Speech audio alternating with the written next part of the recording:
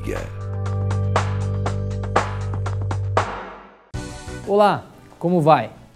Há esperança para o nosso Brasil? Dizem que podemos mudar com o nosso voto o destino do nosso povo. Mas vai a eleição, vem eleição e as denúncias de corrupção, desvio de verbas, falcatruas, conchavos e até mesmo crimes sempre acontecem. E alguns candidatos dizem acreditar em Deus, buscar a justiça do reino de Cristo, falam em ética e, quando assumem o poder, se esquecem de todas as promessas que fizeram. As eleições estão próximas e perguntamos: você tem esperança de dias melhores? O que você acha que tem de melhorar em nosso país? Acho que a educação ela é base para um povo melhor e, em consequência, eu acho que a qualidade dos nossos políticos, os nossos políticos têm uma qualidade muito ruim. Principalmente segurança, a violência está assim demais, a saúde também, enfim, um pouco de tudo. Eu gostaria muito que os políticos tivessem na consciência, eliminasse esse caos que é a corrupção. O Brasil precisa de gente que tenha moral para nos representar. Precisa de renovação, eu acho que não precisa de renovação. Já ficaram muito tempo no poder. E o povo tem que pensar bem no votar, porque as promessas estão aí, a corrupção está aí. Fundamental é a educação, depois a impunidade. Hoje temos muita impunidade no país. Enquanto isso não for resolvido, as coisas não vão melhorar. O que podemos fazer para mudar o cenário de corrupção, injustiça e impunidade do nosso país? Uma eleição diferente. Este é o assunto do programa Cada Dia de Hoje. Não fique de braços cruzados. Alguma coisa precisa ser feita. Você tem esperanças para esse nosso mundo moderno? Tem esperanças no futuro do Brasil? No destino da sua cidade? Na proposta de alguns candidatos? Mudando o governo, vamos ter uma aplicação mais séria dos recursos públicos? Vamos ter mais empregos, menos miséria e um combate sério da corrupção? Não se deixe levar por qualquer propaganda enganosa. A mudança ou a manutenção do governo não resolvem por si só os problemas graves da nossa gente, das nossas cidades, do nosso país. Em sua opinião, qual deve ser o papel da igreja diante da corrupção no governo? Normalmente nós, cristãos, nós condenamos a corrupção, mas deixamos de tratar temas que envolvem os debates políticos. E a outra coisa também é conhecer os candidatos. Eu penso que nós devemos fugir dessa ideia de que existe uma agremiação política, um partido político que seja mais puro do que o outro. Não. Nós vamos encontrar esse assunto da distorção dos cargos públicos, das funções públicas, em todos os partidos. Não existe um que seja mais puro ou santo do que o outro. E isso também dentro do próprio viés da questão religiosa. Vejam que nós tivemos um presidente que era luterano, Geisel. Nós tivemos um presidente ateu, o Fernando Henrique. E tivemos um presidente também que se dizia católico, que é o Luiz Inácio Lula. E nos três governos, a gente encontra o fiéis também da corrupção. Então, essa questão de dizer, olha, é porque é desta religião, é de outra, isso também não se resolve. Uma outra pista que eu entendo importante para a igreja é incentivar aquelas pessoas que têm vocação política. Eu acho que isso é importante. Nós precisamos de cristãos sérios. Com esses viés, nós, os cristãos, estaremos cooperando para que haja, no mínimo, uma conscientização de que a corrupção existe. Não esquecendo disso, O profeta Jeremias já dizia que enganoso é o coração mais do que todas as coisas e desesperadamente corrupto. Então, eu penso que nós também, com a mensagem do Evangelho, devemos tentar transformar o entendimento das pessoas acerca de uma compreensão da vida e dizer que cada um tem a sua vocação em qualquer área, mas sempre no benefício, no serviço ao próximo, ao semelhante e, sobretudo no nosso caso, a serviço da nossa nação. Dentro da perspectiva cristã, não é o sistema ou a forma de governo que corrompe os governantes ou fazem deles bons ou maus administradores. O pecado está enraizado no interior do ser humano. Tal pecado se manifesta na sede e busca do prazer, do poder e da propriedade. Portanto, haverá sempre no mundo inteiro a tendência de se criar miséria, injustiça e opressão. Diante deste quadro, o cristão não se torna um pessimista ou fatalista, dizendo: não há jeito, tudo está perdido. Ao contrário, o cristão é desafiado todos os dias a exercer sua influência na sociedade onde vive. O presidente é uma função de poder executivo, assim como o governador. Então, eu poderia juntar os dois candidatos a governador e presidente, são do poder executivo. O que eles têm que fazer? Eles têm que implementar políticas, têm que realizar obras e têm que atuar sobre aquilo que o eleitor está pedindo que se faça. Então, eles são os cargos mais importantes, mais evidentes na política, mas também temos os outros cargos que são deputado estadual, deputado federal e senador, que são legisladores. E os legisladores têm a função, obviamente, de produzir leis, de gerar novas orientações para o presidente e governadores implementarem. E, além disso, os senadores, deputados federais e deputados estaduais são fiscalizadores do executivo. Então, eles são obrigados a acompanhar o que o presidente e os governadores estão fazendo e, em caso de desvio de função, condená-los. Sua participação consciente e responsável é instrumento de mudanças. O cristão é desafiado a ser sal e luz do mundo. É desafiado a ter fome e sede de justiça. Jesus disse: bem-aventurados os que têm fome e sede de justiça, pois serão satisfeitos. A justiça agrada a Deus mais do que um ritual religioso. Por isso, quando a injustiça prevalece, o nome de Deus é denegrido e ultrajado. E quem é filho de Deus deve zelar pela justiça, para que a injustiça não se espalhe, não estenda seu campo de ação. Ter fome e sede de justiça não é fazer justiça com as próprias mãos, mas confiar e esperar e viver os princípios de Deus todos os dias. Isso não significa ficar de braços cruzados. Sozinhos não poderemos resolver os casos de injustiça, opressão e desigualdade que atingem tantas pessoas.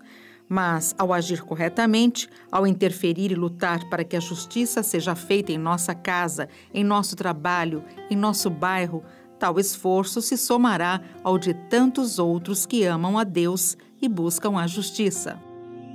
Se a justiça de Deus já alcançou em Cristo Jesus nossas vidas, é hora de mostrar com nossa conduta a justiça que Deus requer do governo, das instituições e das pessoas. Para uma participação responsável nas eleições, é preciso conhecer o momento político. É preciso estar informado para que você possa fazer valer o seu voto.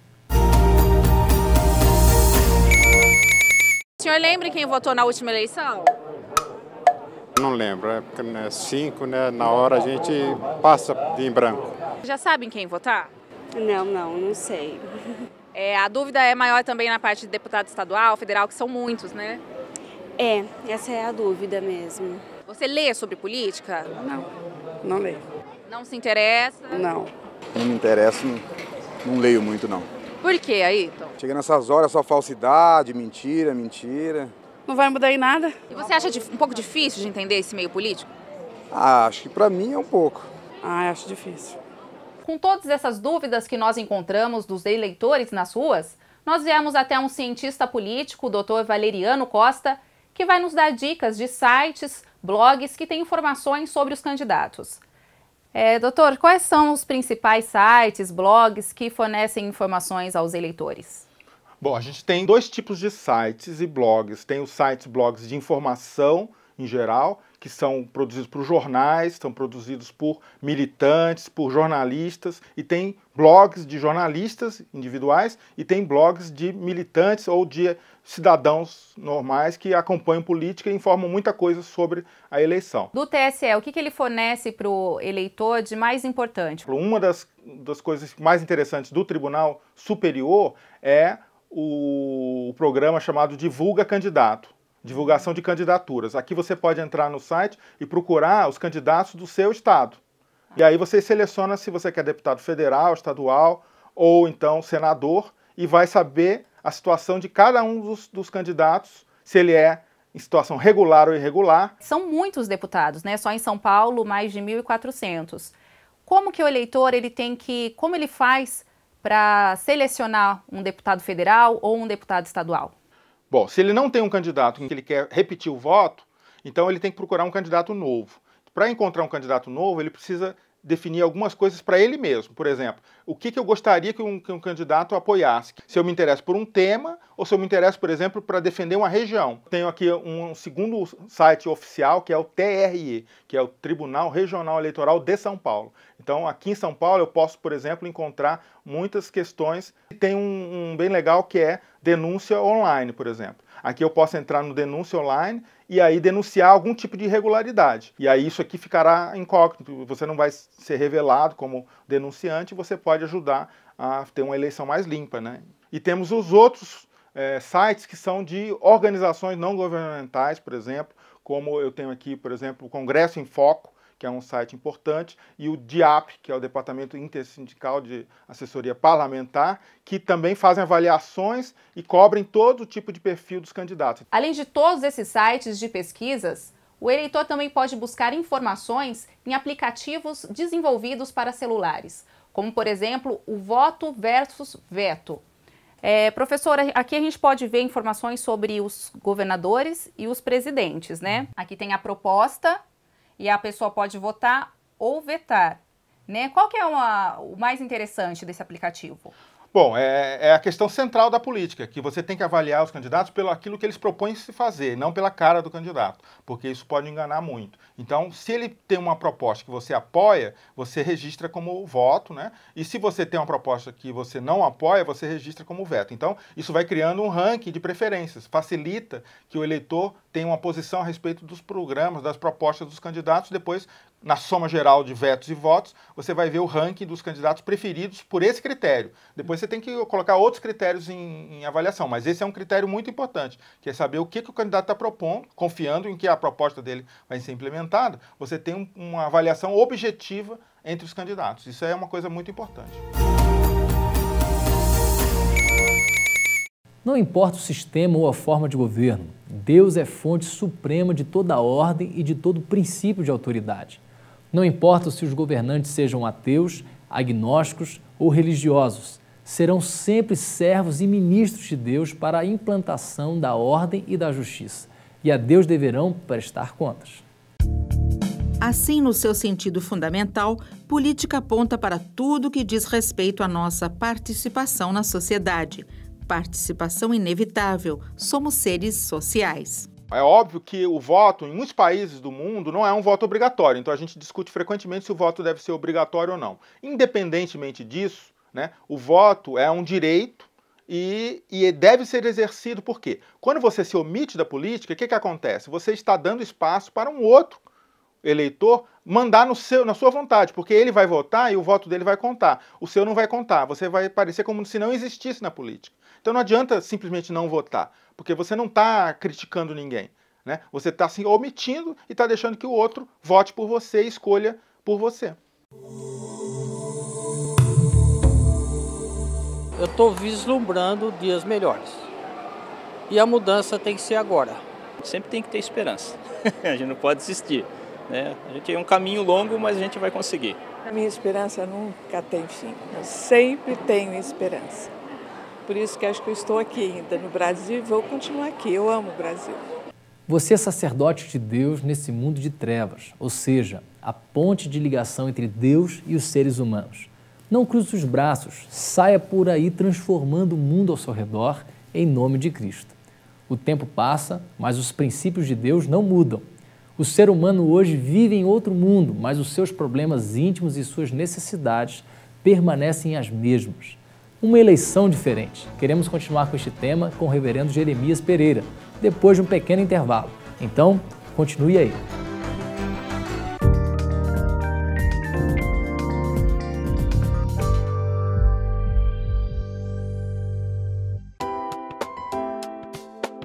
Cada dia é um livreto com meditações curtas para todos os dias do ano. Contém um texto da Bíblia e uma oração. Tudo isso para ajudar você a exercitar sua vida espiritual. Leia uma mensagem por dia antes de sair da sua casa, em algum intervalo ou com toda a sua família. Ligue para 0800 119 105 para receber gratuitamente em sua casa o primeiro exemplar do Cada Dia. Comece bem o seu dia lendo Cada Dia.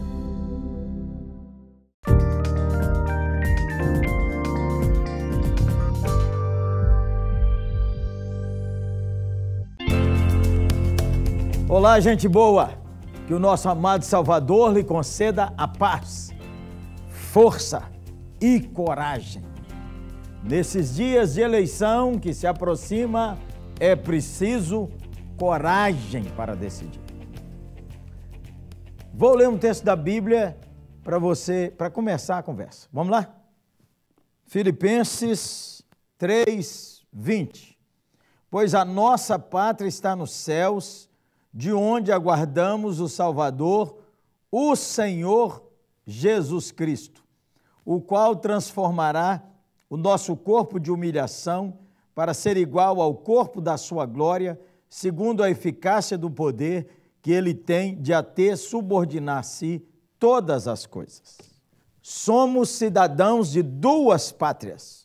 Vivemos no Brasil e nossa pátria verdadeira é nossa pátria celestial, de onde nós aguardamos o Salvador Jesus. Na pátria celestial entramos pela fé através do sacrifício de Jesus, que morreu na cruz e ressuscitou para a nossa salvação. E aqui na terra? Aqui na terra, nós vivemos nessa pátria que é dirigida pela política. Tem muito crente que diz, política é coisa do inferno. Crente não mexe com política. Mexe, sim, senhor. Se nós não soubermos votar e não tivermos coragem para votar, os ímpios tomarão conta e tornarão a corrupção mais e mais e mais alastrante nesse país. É claro que nós sabemos que o pecado afetou estruturalmente o planeta e que nossa expectativa é que o Evangelho de Jesus transforme as pessoas e que esse mundo só será plenamente restaurado quando nosso Senhor Jesus vier. No mínimo, nós temos que atrapalhar o trabalho do diabo e nós temos que ser instrumentos de tornar essa sociedade melhor, um pouco mais justa e mais honesta.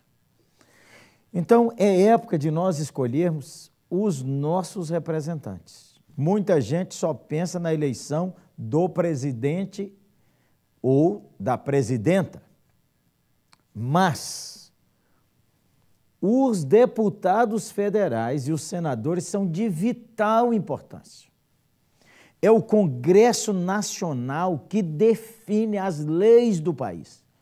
Se a gente votar de qualquer jeito para deputado e senador, nós podemos jogar o país numa confusão ainda maior. Como cristão, servo de nosso Senhor Jesus Cristo, ou gente que teme a Deus e respeita as Escrituras, eu quero dar algumas sugestões. Que você pense em votar em candidatos cujas ideias e propostas se harmonizem com a santa e eterna palavra do Senhor. Quero dar 6 lembretes para que você pense neles, medite neles. Você é independente, claro, e eu quero que você pense sobre esses lembretes para você saber escolher bem em quem votar. O primeiro lembrete é esse: somos pela vida e pela família. Nós somos contra o aborto. Nós somos a favor do casamento monogâmico e heterossexual. Somos cristãos que condenam qualquer tipo de prostituição. Nós somos cristãos que estamos contra a perversão moral desse país, a perversão moral das nossas famílias e contra todo tipo de pornografia, seja ele na internet, na televisão. Nós temos que ter voz no Congresso Nacional, no Senado, na Presidência da República, em todos os meandros da política que defendam valores da vida e da família. Segundo, nós somos contra a injustiça e a impunidade. Somos contra a corrupção, contra a fraude, contra o roubo do povo que usa colarinho branco. Você precisa olhar se o seu candidato tem a ficha limpa. Nenhum corrupto pode ser tratado como herói por um cristão que tem o temor de Deus. Somos pela família, somos contra a impunidade e a corrupção. Terceiro, Somos pela liberdade de expressão e de culto. É como está na Constituição de hoje. Todo mundo tem o direito de pregar e defender sua fé. Nós não podemos viver num país em que as leis são feitas para proteger certas ideologias ou minorias, essa ou aquela. Que se pregue quem queira pregar o que quiser, sem que cerceie a liberdade de cada cristão no Senhor Jesus pregar o evangelho como ele crê, como a Bíblia revela. Quer pregar diferente? Pregue diferente, vamos pregar. E aí, então, cada pessoa vai escolher que rumo vai seguir, mas não o Estado cercear nossa liberdade de expressão e de culto. Pense bem ao saber em que candidato você vota. Defendemos a propriedade privada. Exatamente. Nós não concordamos que alguém invada a sua casa e diga que agora é meu. O que é isso? É claro que nós precisamos de ter uma melhor distribuição, especialmente das terras que estão ociosas. Mas isso é uma coisa. Outra coisa é invadir propriedades produtivas e detonar tudo e ninguém fala nada. Então nós precisamos de políticos que olhem por isso. Olhem para defender o pobre, olhem para defender o empresário, olhem para defender o microempresário, ore também pelas coisas públicas, com honestidade, com bom senso e com zelo. Quinto, nós somos pela distribuição justa de riquezas. No nosso país precisa melhorar, claro que precisa melhorar. A distribuição de riquezas tem a ver também com a tributação. Então, nós precisamos de legisladores que pensem dar oportunidades iguais a todos, iguais ao que nasceu no berço esplêndido, na riqueza e também ao que nasceu na pobreza. Como é que nós temos leis que possam direcionar o nosso país? Se você olhar bem seu candidato, ele tem uma proposta lá, ele precisa defender isso. E, em sexto lugar, nós somos contra a violência e a arbitrariedade, seja ela de minorias organizadas e politizadas, sejam elas do Estado, sejam elas de bandidos, sejam elas até de pastorados.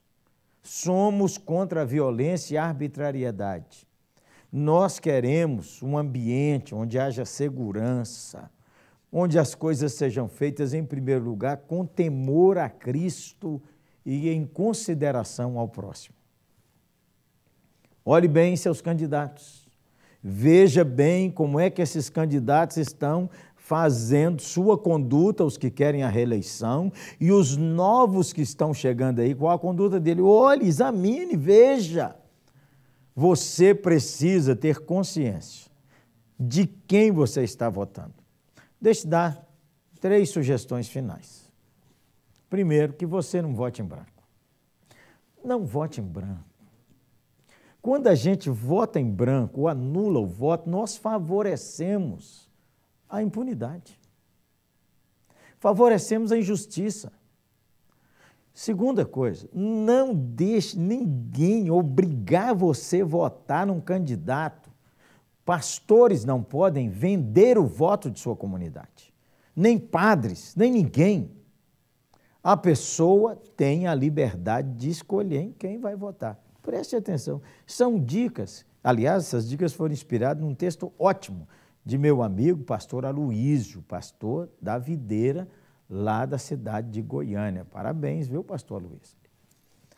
Então, gente boa, nesse tempo de eleição é uma oportunidade de você manifestar a sua opinião. Agora, obedecendo às Escrituras, você e eu precisamos sempre orar e abençoar os nossos governantes, independente do partido. Eles são os nossos governantes, oramos por eles, pedimos que eles sejam pessoas justas, orientadas, que tenham temor a Deus. Isso desde vereadores, prefeitos, deputados estaduais, governadores, deputado federal, senadores que fazem as leis e o presidente ou a presidente desse amado Brasil que o Senhor nos deu como a segunda pátria. porque nossa primeira pátria é no céu, onde habita nosso Senhor Jesus. Amém? Vamos orar pelas eleições. Vamos? Senhor, nós pedimos ao Senhor coragem, sabedoria para cada um votar nessas próximas eleições. E nós oramos para que o temor do Senhor caia sobre o Brasil, o temor do Senhor caia sobre todos os candidatos e candidatas, e nós oramos que o Senhor abençoe cada um que está se candidatando, sua família, sua vida, o Senhor fale ao seu coração. Mas nós oramos, Senhor, para o Senhor desfazer o plano do inferno de tornar o Brasil um país sem direção, um país dominado pela corrupção, pela imoralidade, pela pornografia, um país dominado por valores que detonam a família, um país sem liberdade de expressão. O Senhor guarda o nosso Brasil dessas coisas segundo a tua bondade. Eu oro desde já agradecendo o presidente ou a presidente que será eleita. Oro agradecendo pelos deputados e senadores que serão escolhidos. Mas eu oro, acima de tudo, para que nessas eleições haja paz no nosso Brasil e o nosso povo tenha temor a Cristo, temor à tua palavra ao fazer sua escolha. Eu clamo que o Brasil seja abençoado, porque o Brasil seja mesmo um lugar onde nosso Senhor Jesus seja amado. Em nome de quem eu oro. Amém e amém. Então, gente boa, cada dia, lembrando a você que Deus está vivo e que Jesus é maravilhoso, que você tenha a oportunidade e a liberdade de escolher dando o seu voto. Vote bem, pense bem e vote para abençoar a nossa pátria. Amém? Fale com a gente. Aí está o nosso 0800, está o nosso site. E se você é de Belo Horizonte ou vai por lá, visite a 8ª Igreja Presbiteriana, em frente ao Minas Shopping. Cultos domingo, 7, 9, 11, 17, 19 e 30. Passe lá para um abraço, hein? Que o nosso Senhor te abençoe e te guarde. Que o Brasil seja abençoado nessa eleição. E que nosso Brasil seja cada vez melhor. Um abraço, hein? Jesus abençoe.